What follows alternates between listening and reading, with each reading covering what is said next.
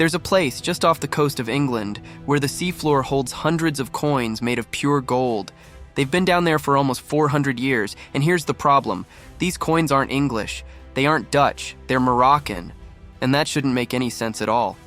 Stick with me until the end, because the answer to this mystery is going to take you through a trade network that connected 3 continents, at a time when nobody had even imagined the word globalization. Let's go back to 1633. A brutal storm breaks over the English coast. The wind tears through the sails. The waves rise up like walls. For a few minutes, a merchant ship fights to stay in one piece. And then, the battle ends. The ship disappears beneath the water. The most striking part?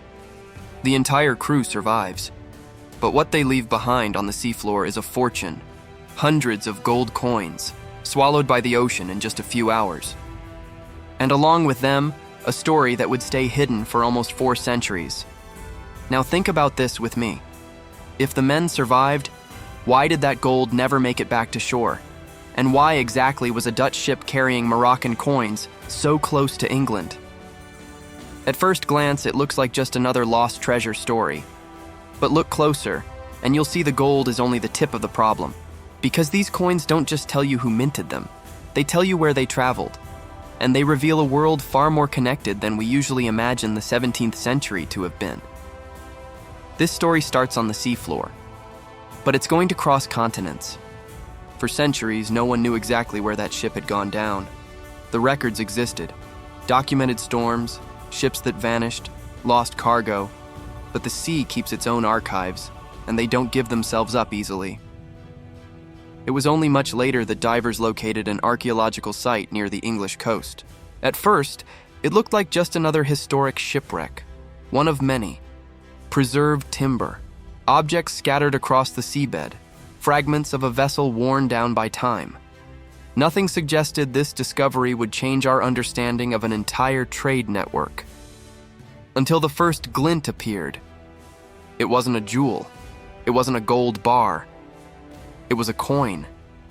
Then another. Then one more. Before long, it was clear this wasn't an isolated find. There were hundreds of coins, and even covered by centuries of sediment, they still held remarkable detail. Every coin recovered deepened the mystery because they didn't belong to the place where they'd been found. And, as far as anyone could tell, they didn't belong to the ship carrying them either. Archaeologists began examining every detail, the inscriptions, the symbols, the minting style, and everything pointed to the same conclusion. The coins were Moroccan. That discovery turned the investigation upside down.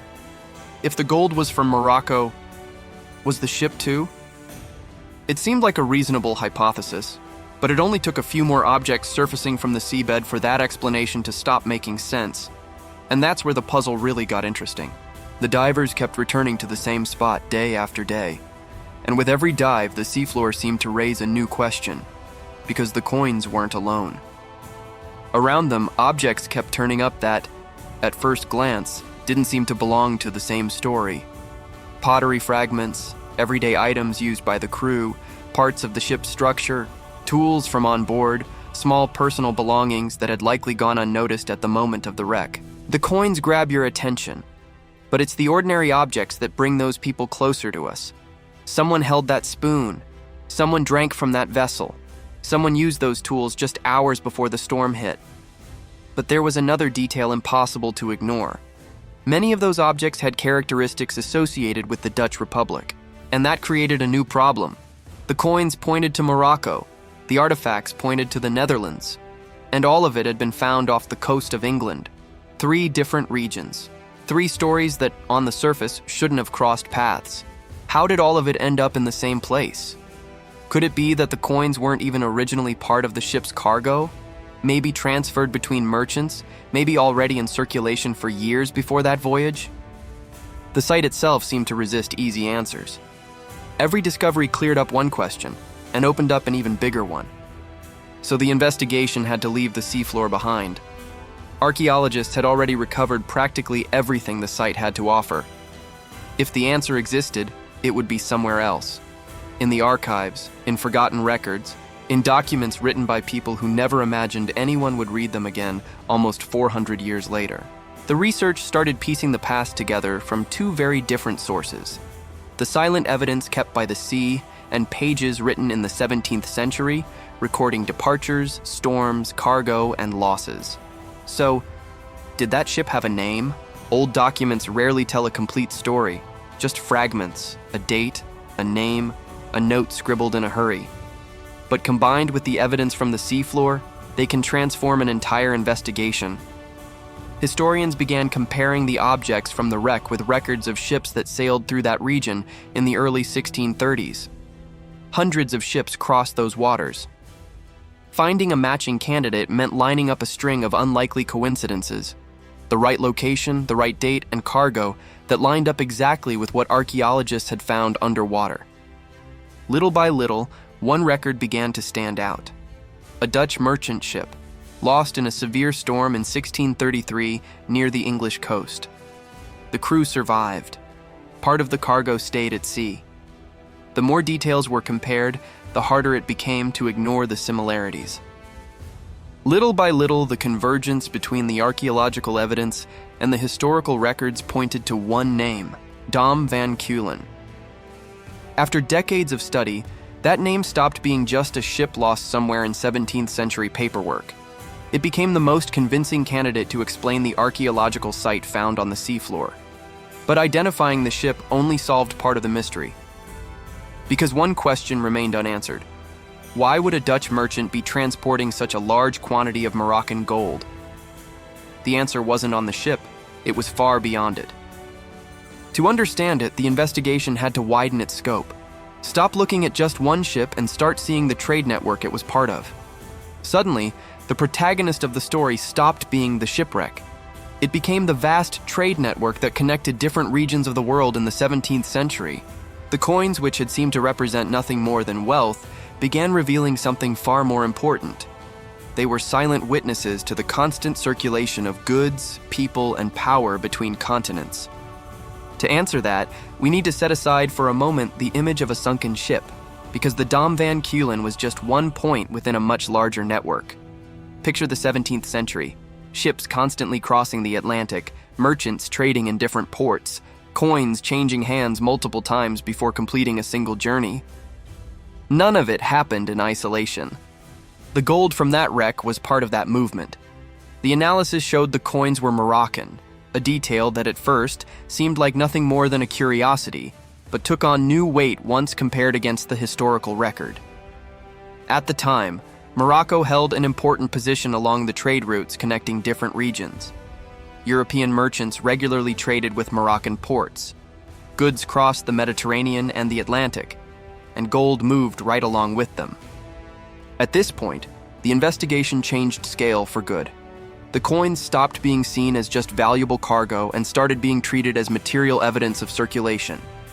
Each one had survived the voyage, survived the wreck, and, centuries later, still made it possible to reconstruct connections that would rarely appear together in a single document. Those small pieces of metal suggested something extraordinary. The gold moving along these routes wasn't just wealth. It connected societies, merchants, ports, economies, entire continents. On one end, West Africa, where part of that gold originally came from. Then Morocco, where the coins were minted and put into circulation. Next, merchants from the Dutch Republic, whose presence shows up both in the documents and in the objects recovered from the wreck. And finally, the English coast, where a storm cut that journey short in 1633. What looked like nothing more than a maritime accident was actually revealing how an international trade system worked: complex, dynamic, and surprisingly integrated for its time. And this is where the biggest turn in the whole story happens. At the start of this episode, those coins seem to represent lost treasure. Now, they represent something far rarer: an archaeological snapshot of a world that was already deeply connected. A snapshot preserved not in ink or paper, but on the seafloor. Maybe that's why archaeologists never treated this site as just a stash of gold. The coins grab attention, but they were never alone. Alongside them, containers, tools, fragments of the ship, everyday objects belonging to the crew. Traces of people whose routine was interrupted by a single storm. Those objects are a reminder that the real discovery didn't just preserve a commercial cargo. It preserved fragments of the lives of the people who were on board. And that's maybe the biggest difference between a treasure and an archaeological site. A treasure is worth what it can buy. An archaeological site is worth what it can still tell you. That's why identifying the Dam van Keulen was never the end of the investigation. It only served as the key that made it possible to understand why that small point on the seafloor keeps helping historians reconstruct an entire world. Today, when archaeologists look at this wreck, they don't just see a lost ship.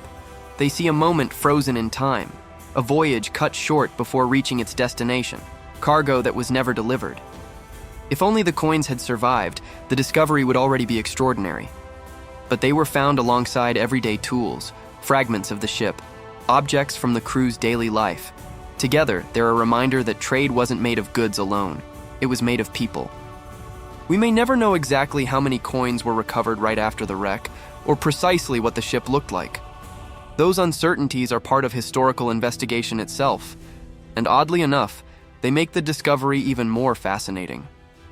Because the identification of the Dam van Keulen didn't come from a single decisive piece of proof, but from the convergence between the artifacts on the seafloor and the historical record. It's a conclusion built with care. And that care is exactly what gives it its strength. In the end, the gold ended up playing a very different role than the one we imagined at the start of this story. It was never important just for its value.